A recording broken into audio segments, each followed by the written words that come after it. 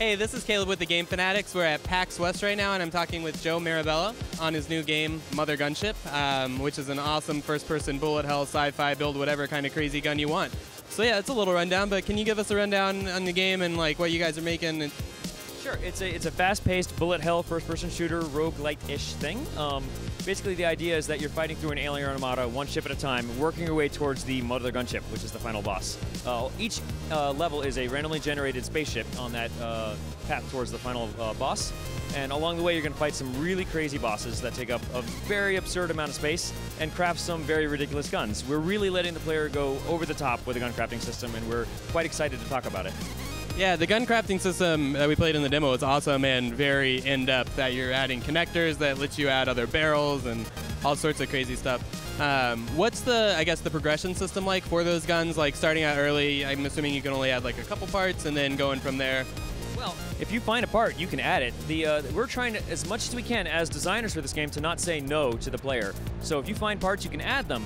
However, each part you add costs a little bit more to fire the gun. The gun kind of has an overheat recharge meter. And so if you wanted to build a gun that has 30 barrels across the screen, if you could find 30 barrels, then you could add them, and you could make that gun. You just might only be able to fire it once before you have to wait a few seconds. So it's almost like an auto-balancing mechanic where that gun may be completely unreasonable to fire in the beginning, and you'll fire it once and be like, oh, that was fun, let's build something more practical.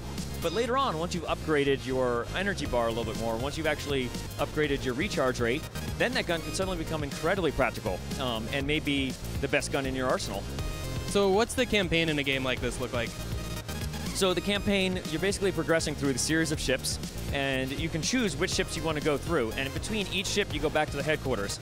At the headquarters, that's where you have your meta progression system. That's a little bit more similar to some of the more recent roguelite-ish kind of games like Darkest Dungeon, where you have your home base, the village in Darkest Dungeon. This is similar. You have your headquarters, and you're basically upgrading your player's armory there. You're upgrading what the player is able to do and how they're able to play the game. So you may find that you're about to go onto a very difficult mission, and so you want to actually kind of play some of the more optional side missions in order to kind of unlock some of that armory upgrade stuff that you want so that you have a better chance on the hard mission. So we try and make it so that the player has as much freedom of choice as possible there, and it's also given some rewards for their hard work, and they don't feel like they've lost everything when they die. We want to make sure that they have something that they're feeling like they're progressing towards at all times, even if they have a failed mission. And just to be clear, so unlike a game like Darkest Dungeon, what you're saying is your character's not able to get syphilis in this game, correct? Yes, you cannot get syphilis. You cannot get any of the crazy dementia stuff that could happen in Darkest Dungeon, but you will be very stressed out, I will say that. And I guess just as a final question, what's the craziest gun you've built? Oh man, there's a bunch of them. We've got some where we actually cover the entire perimeter of the screen with barrels. Yeah, we called that one the window. That was a lot of fun. The one recently, the one that happened earlier in the show that was nice, and this is kind of a good example of the emergent nature of the guns in this game. Somebody put a whole bunch of flamethrowers on their gun, and then they turned to me and they were like, what happens if I put a bounce modifier on this? And I was like, I can take a guess, let's find out. And so they did, and they fired it, and the fire was bouncing off all the walls and filling the entire room up with fire, and it was glorious. So that was a lot of fun to see. It's nice to see that this emergent system allows for the player to feel like they have a sandbox to explore. And my job as a designer is to give them these toys to play with and then get out of the way.